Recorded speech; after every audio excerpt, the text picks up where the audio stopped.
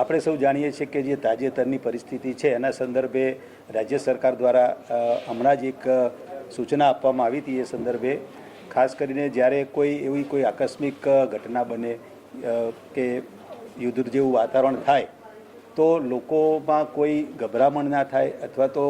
એવી પરિસ્થિતિ હોય ત્યારે લોકોએ કેવી રીતે સાવધાની વર્તવી, પોતાની સલામતી કેવી રીતે રાખવી અને એ દરમિયાન તંત્રએ શું કામગીરી કરવી, ખાસ કરીને આરોગ્ય વિભાગ આવે, વીજળી વિભાગ આવે, પુરવઠા વિભાગ આવે તો ખાસ કરીને દવાઓનો જથ્થો જળવાઈ રહે, પુરવઠાનો જથ્થો જળવાઈ રહે, પાણી પુરવઠા જળવાઈ રહે, એના આયોજન માટે આપણે એક આ મોક ડ્રીલનું આયોજન કર્યું છે। રાજ્યના તમામ જિલ્લાઓમાં આ પ્રકારે આવતીકાલે એક આયોજન કરવાની આપણે તૈયારી રાખી છે। એના સંદર્ભે આપણા જિલ્લામાં 4 જે આમ તો મહેસાણા જિલ્લો કેટેગરી 3માં આવે છે, પણ ખાસ કરીને એવી જગ્યા હોય કે જ્યાં કોઈ આવો બનાવ બને તો જાહેર જીવન ઉપર સીધી વધારે અસર થાય એવા સ્થળો જેમ કે જેમાં એક મેસેજ આવે કે આવી કોઈ હવાઈ હુમલો અથવા તો કોઈ પણ પ્રકારની ઘટના બની છે તો એ દરમિયાન તંત્ર કેવી રીતે ત્યાં પહોંચી જાય અને લોકોને એના વિશે માહિતી આપે અથવા તો કોઈ બીના બની હોય તો એ લોકોને કેવી રીતે આપણે રેસ્ક્યુ કરી હોસ્પિટલમાં લઈ જઈએ, સલામત સ્થળે લઈ જઈએ અને એ લોકોમાં કોઈ ભયનું વાતાવરણ ના ફેલાય એ માટે આજે આપને અમે બોલાવ્યા છે પ્રેસ મીડિયાના મિત્રોને અને આપના માધ્યમથી આ એક આવતીકાલે લોકોમાં મહેસાણા જિલ્લાના પ્રજાજનોમાં એક મેસેજ જાય કે આવતીકાલે સાંજે 4 વાગ્યાથી 8 વાગ્યા સુધી આપણે મોક ડ્રીલનું આયોજન કર્યું છે, જેમાં આ રીતે 7:45 વાગ્યાથી એક સાયરન વગાડવામાં આવશે અને એ દરમિયાન સમગ્ર જિલ્લામાં લોકોએ સ્વેચ્છાએ પોતાના ઘરની લાઇટો બંધ કરવી, બારીઓ ઉપર બને તો પેપર ઢાંકી દેવા, કોર્પોરેશન એરિયા નગરપાલિકા વિસ્તારમાં આપણે સ્ટ્રીટ લાઇટ બંધ કરાવીશું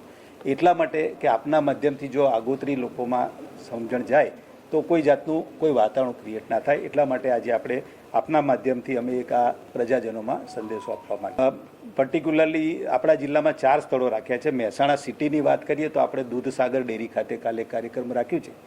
એમાં એક કંટ્રોલ રૂમ આપણે જિલ્લામાં હશે, ત્યાં એક મેસેજ આવે કે ભાઈ દૂધસાગર ડેરી ઉપર હવાઈ હુમલો થયો છે અથવા તો કોઈ બોમ્બ થયું છે કે તેવું, તો તાત્કાલિક ત્યાં ફાયર ફાઇટર પહોંચી જાય,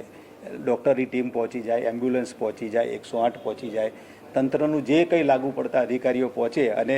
ત્યાં જે કંઈ ઘટના બનવાથી જે કંઈ જાનહાનિ થઈ હોય, માલહાનિ થઈ હોય તો એ લોકોને બને એટલી ઝડપથી આપણે કેવી રીતે રેસ્ક્યુ કરી શકીએ, બ્લડ અવેલેબલ હોય, 108ની ટીમ હોય, તાત્કાલિક એમને હોસ્પિટલમાં લઈ જઈએ તો એવી હોસ્પિટલો પણ આપણે આઈડેન્ટિફાઈ કરી રાખીશું એ રીતનું એક આવતીકાલે। અને સાથે સાથે આપણે 7:45 પછી સાયરન વાગશે અને અડધો કલાક સુધી આપણે બ્લેકઆઉટ એટલે અંધારપટ કરવાનું એક આયોજન છે। અમે અત્યારે એવું વિચાર્યું છે કે આપણા જિલ્લામાં GIDC ખાતે, ONGC ખાતે, રેલવે ખાતે અને આપણા કોર્પોરેશન ખાતે સાયરન ઉપલબ્ધ છે। એક સાથે આ 4 જગ્યાએથી સાયરન વગાડવામાં આવશે। પહેલી સાયરન છે એકદમ સ્પીડથી વાગશે, પછી ઇન્ટરમીડિયેટ થોડી ધીમી વાગશે અને છેલ્લે પછી એક ધીમી વાગશે અને આખી પ્રક્રિયા પૂરી થશે એટલે એક બીજી સાયરન પણ વગાડવામાં આવશે। ગ્રામ્ય વિસ્તારમાં પણ ખાસ કરીને બધા જ વિસ્તારોમાં આવરી લીધેલું છે આપણે આયોજન, એટલે સમગ્ર જિલ્લામાં એક બ્લેકઆઉટનું કાર્યક્રમ કરવામાં આવશે।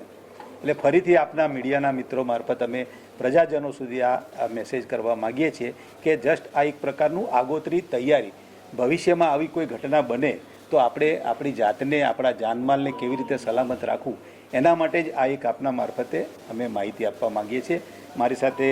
જિલ્લા પોલીસ અધિક્ષક સાહેબ પણ છે, જિલ્લા વિકાસ અધિકારી સાહેબ છે।